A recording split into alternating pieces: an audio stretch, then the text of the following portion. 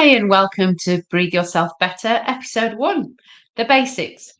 So, this episode, I will be telling you a really simple way to improve your breathing efficiency and breathe a little bit better. So, it's very easy to get into bad habits of breathing, in particular if you have a chronic respiratory condition. And what I've noticed in the past 6 years or so, when I have been working with people with chronic respiratory conditions and people with long COVID, is that actually, I think probably a majority of the population do actually breathe in quite an unhelpful way. And because we don't really think about breathing, it's very easy to get into bad habits, even when we're healthy. And it's not a problem because we lead relatively sedentary lifestyles these days. So we always get enough air. And it's not a problem until we get ill. And then when we do get ill, then you've got two problems to unpick. You've got the problem of your illness, and you've also got the problem of trying to sort out your breathing pattern. So it's not a bad idea, even if you're not ill and not suffering with a chronic respiratory condition, to get in some better habits of breathing. And it helps balance your oxygen and CO2 levels. So when you're exerting yourself, you can get enough oxygen so your muscles can work effectively.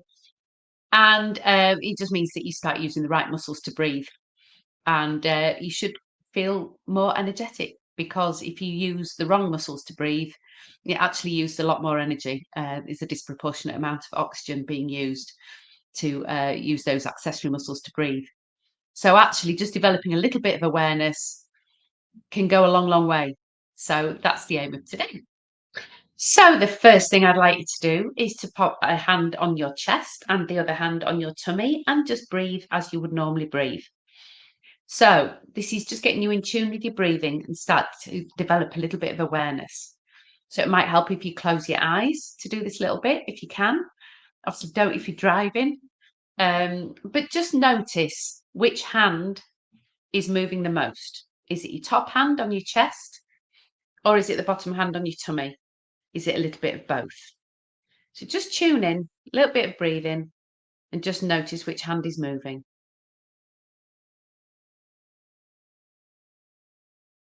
Okay, so if it was your bottom hand, the hand that's on your tummy that's moving the most, then congratulations. It means you're on the way to breathing a lot better already. That means that your diaphragm, your main breathing muscle, is working and you're using that naturally to breathe. Okay. And it gives the feeling that your tummy's coming in and out when you breathe, out when you breathe in when you breathe out. We'll come back to that in a second. If your top hand was the hand that was moving most, the hand on your chest, that means that you're using accessory muscles to breathe. And this is where this can create problems. Okay. Your accessory muscles are your scalenes in the sides of your neck, your sternocleidomastoid, which starts from your sternum and goes up to your neck and makes your clavicles move out, and your trapezius, which is that muscle at the top of your back. So it means that the expansion when you're breathing is in these chest muscles. And if you're using these accessory muscles to breathe, it means that you're using a lot more energy than you need to be and that you should be doing. And it's very, very common, if you've ever had any discomfort with your breathing or pain associated with your breathing, that you start using these muscles to breathe because it's a lot easier and it feels more comfortable. And also, if you have a respiratory condition like COPD, for example, it's quite common for your diaphragm to start flattening. And that means that you start relying on your accessory muscles. So you get into this sort of vicious cycle of breathing where you're using more energy to breathe because you're using these accessory muscles. But then your diaphragm is weakening because you're not using your diaphragm because you're using your accessory muscles. And then because your diaphragm's not working, you've got to use these muscles more, and it just you just spiral down into this state where it's exhausting, absolutely exhausting, just breathing. So if you do have a chronic respiratory condition, I'm sure your physician or health professionals have told you to use diaphragmatic breathing, use your diaphragm when you're breathing, or abdominal breathing. But I doubt anybody's really shown you how to do that. So that's exactly what I'm going to do now. And actually, it's a little bit more than that. I'm going to show you a method called the accent method, which was designed actually for singers by a lady called Janice Chapman. And this method was used by Feeney Cave and Dr. Adam Lewis, who was a respiratory physio, when they were commissioned by the British Lung Foundation to try and see if singing was good for people with chronic respiratory conditions. And this is the method of breathing that they decided to use. And it has proved extremely beneficial for people with chronic respiratory conditions. And it's a method that's used a lot in speech and language therapy, not so much in respiratory work, but actually, speech and language, it's all about the breath. It's about the breath moving through the vocal folds. So actually, it's all linked and it's all really, really relevant. And I think the other thing, which I'll go into in future episodes, is that actually it does train you to use your respiratory muscles whilst you're using your voice as well as just when you're breathing, which other breathing techniques don't. So you don't have to use this for singing. It's not about the singing, isn't singing for lung health really, although the singing is great. It can be off-putting for people, but actually it's not about the singing, it's about the breathing, it's about the technique of breathing. So the accent method does obviously use the diaphragm, because it's the diaphragm, the intercostals, that are the main respiratory muscles. But it actually uses the diamond of support muscles to support the out breath. So the top of the diamond is the diaphragm, and that's that bit, that muscle that I spoke about that goes all the way under the ribs, and you can feel it just underneath where your ribs meet. The sides of the diamond are your abdominal oblique muscles, and the bottom of the diamond is that elusive pelvic floor, which sits just above the pubic bone. So these muscles are the muscles that we use on a daily basis when we cough or laugh or sneeze. So I always say that people with a chronic respiratory condition actually have a head start, because chances are you'll cough quite a lot. So actually these muscles are really well formed, but because we cough, laugh and sneeze in a very unconscious way, we're not really aware of using these muscles. So I'm just going to invite you now just to have a little cough, a real one or a pretend one, or a sneeze, or a laugh, and just have a little feel around, and you'll feel these muscles just tensing up ever so slightly when you cough, laugh or sneeze. And I always say, whichever muscles you can locate, they're the ones you're going to work with. I can count on the fingers of one hand how many people, when I first meet them, can locate their pelvic floor and engage it and control it really effectively. So don't worry if you can't find that yet, just use the muscles that you can find. And just about everybody can find their diaphragm at the top, and I'd say most people can find their abdominal oblique muscles. And the advantage of using your abdominal oblique muscles as well as your diaphragm when breathing out is that it helps to expel air across obstructed airways. So for people with obstructive respiratory conditions, such as COPD, this is really helpful to really push that air out. And it also helps to compress the lungs, so the early part of the next in-breath can occur passively. So that's another good reason for using these muscles. Before we start, this is the other thing that I think is usually missed when I've watched videos or listened to recordings about breath retraining. You cannot breathe in effectively, and your diaphragm can't move properly if you have any tension at all around your tummy. So if you are one of those people, and oh my goodness, I think we're all guilty of it, who holds their tummy in to make themselves look a little bit slimmer, we all do it. You can't do it and breathe effectively, because if you hold your tummy in and you have tension around your tummy, then you're not allowing that diaphragm, that dome-shaped diaphragm, to flatten. So what happens then is your breath, because your diaphragm can't work, you move up into these accessory muscles, and it's your chest and your shoulders, all those muscles that I talked about before, the scalenes, the sternocleidomastoid, the trapezius, those accessory muscles, those ones that use all that energy. So you need to relax your tummy. You need to let it all hang out. So wear baggy clothes if you need to. Okay. So you may want to pop a hand on your tummy or a hand on your diaphragm, just whilst you do these exercises, just to try and feel that movement. So don't press in or out or anything. And really think in terms of expansion on the in-breath. So really imagine Your lungs are like balloons that are opening up, that the air that is coming in through your nose is inflating those balloons of your lungs. And then to think in terms of deflation when you're breathing out and getting smaller.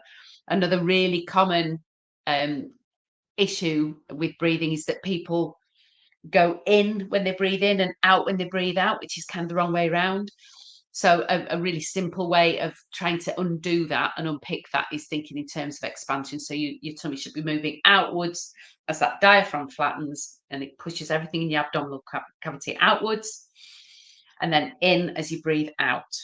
So you need to relax on the in breath. We always breathe in through your nose. That will be episode 2, all about nasal breathing and the importance of that. For now, we'll just say, just breathe in through your nose. And for the purpose of these exercises, we breathe out through our mouth. And the reason for that is that we have more control over the out breath if we breathe out through our mouths. And we start to add a little bit of resistance to the out breath to start to strengthen your diaphragm, but also your intercostal. So they're your sort of secondary breathing muscles. So if you're breathing effectively, you're using your diaphragm and your intercostal muscles, those little muscles just in between your ribs. So by adding a little bit of resistance to your out breath, it's a bit like training with a resistance band, but for your breathing. So it starts to just add a little bit of strength to those muscles. And respiratory physios out there, any of you that might be listening, you all love a pursed lip. We love a pursed lip as well. And what the reason why you're told to breathe out with a pursed lip when you're doing breathing exercises to help strengthen is because it makes the gap smaller. So it naturally starts to provide a little bit of resistance to that out breath. And by doing that, it also makes the out breath longer. So the basic aim is to make your out breath longer than your in breath. So let's give it a go, shall we? So, like I say, put a hand on your tummy or on your diaphragm just to try and feel that movement. Let everything hang out. Nice and relaxed, nice and loosey-goosey. Breathe in through your nose. And you should feel your tummy moving outwards. And then engage those muscles that you identified before when you were coughing, laughing, or sneezing. And just breathe out through pursed lips.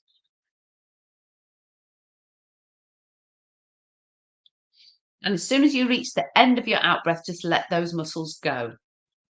Okay?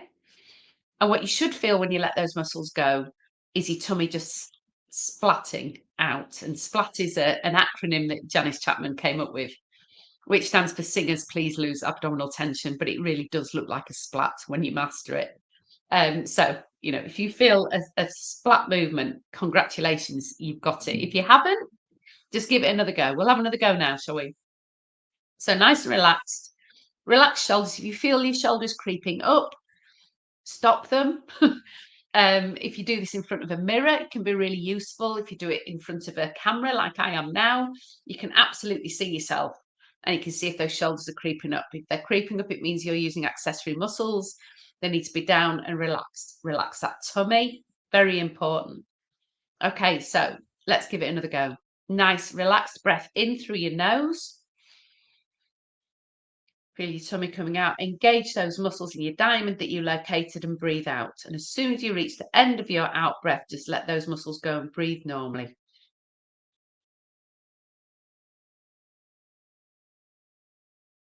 And that's it.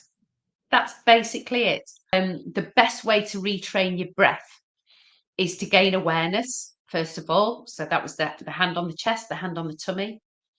And then to do the exercises in a very conscious way. So consciously do these exercises. Try and do them every day, just for a minute or so, every day if you can do. Then what you'll find in time is that you start to notice when you're not breathing in a really helpful way and you're able to correct it. And then eventually, the last piece in the puzzle is you'll start doing this automatically and you'll just have this light bulb moment one day and realize that, oh my word, I'm breathing properly. My diaphragm's moving. It's my tummy that's moving. I have no movement up here in my chest. So it is a process. And if you have been unconscious of your breathing and have got into some unhelpful habits, this will take a little bit of time. So you just need a little bit of patience. a little bit of perseverance. The first thing is developing that awareness. Just two last things to end with, and these are two really helpful little tips, I think. So the first one is called the beach pose or holiday pose. So if you are somebody who, when you put your hand on your chest and your hand on your tummy, had most of the movement in your chest, and you found it quite difficult to move that breath down when we were trying the accent method before, this one's for you. Okay, so they call it the beach pose or the holiday pose. And you lie down on your back with your knees bent and your feet on the floor or on the mattress. This is something you can do in a bed, so it doesn't have to be on a hard surface. Interlace your fingers and pop your hands behind your head and pop your head down on the mattress. Okay, so you're just lying as if you're on a sun lounger in some lovely warm sunshine somewhere on holiday. That's why it's called the beach pose or the holiday pose. And just breathe naturally. And what this does when you interlace your fingers and pop your hands behind your head is it disengages all these accessory muscles across your chest. So you can't use those muscles to breathe.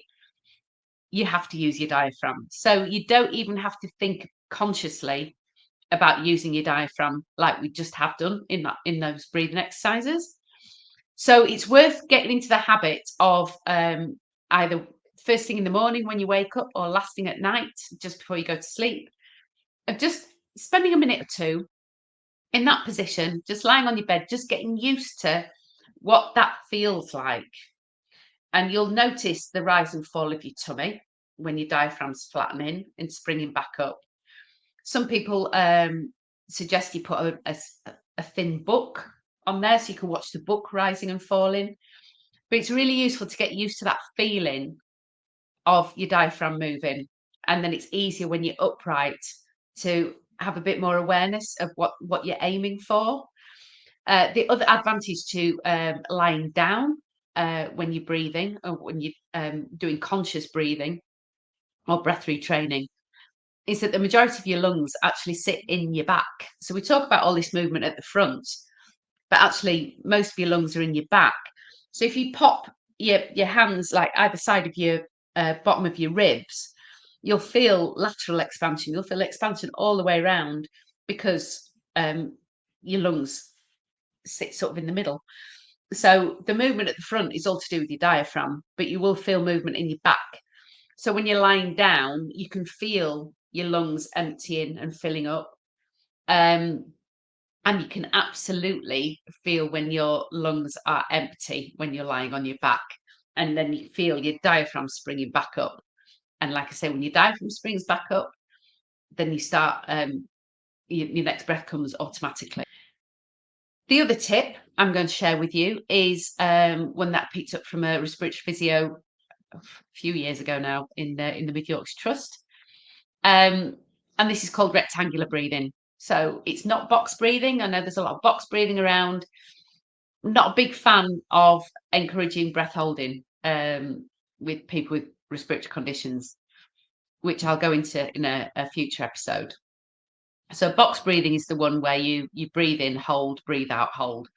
This isn't that. Okay, this is rectangular breathing, and this is the best tool I think I've ever shared with anybody, and I use it with all sorts of people that I work with. People with chronic respiratory conditions, but also people who suffer with anxiety, panic, mental health, all sorts of reasons. And basically, you find a rectangle. So wherever you are, there is something rectangular. So it could be a door, a window, a brick. I've got a wall full of bricks behind me, your mobile phone, anything. And you breathe around that rectangle. So when I say that, what I mean is you follow around the rectangle with your gaze and you breathe in on the short side, out on the long side, in on the short side, out on the long side. So however long your in and out breath is, that's what you're following with your gaze, okay? So you breathe around that rectangle 3 times. That does 2 things. The first thing it does is it re-regulates your breath. So for whatever reason you are out of breath or breathless, whether that's through physical exertion because of an exacerbation of your condition or through anxiety, it re-regulates your breath. And the other thing it does is it resets your parasympathetic nervous system. Fight, flight, freeze, or faint.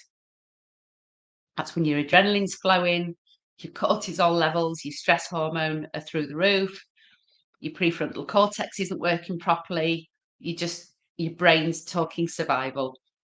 And what this does, breathing around the rectangle 3 times, is it resets that, so it stops your body being in that fight, flight, freeze, or faint mode and puts your body back into rest and digest. So you will immediately feel calm and relaxed and able to go on.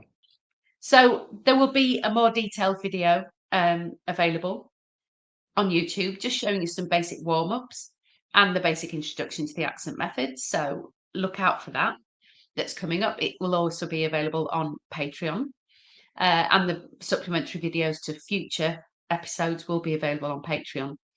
But I'll give you more details of that in episode 2, which will be coming up shortly. So if you remember nothing else from today, remember the beach pose, really handy. Start doing that a couple of times a day, and remember the rectangular breathing.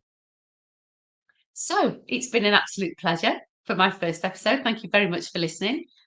Very much hope you tune in to my next episode. It's going to be all about nasal breathing and why it's important, and little tips and techniques. And like I say, there will be a supplementary video showing you all the things that I'll be talking about in that episode. And look out for the video for this episode, which is all about breathe yourself better, the basics.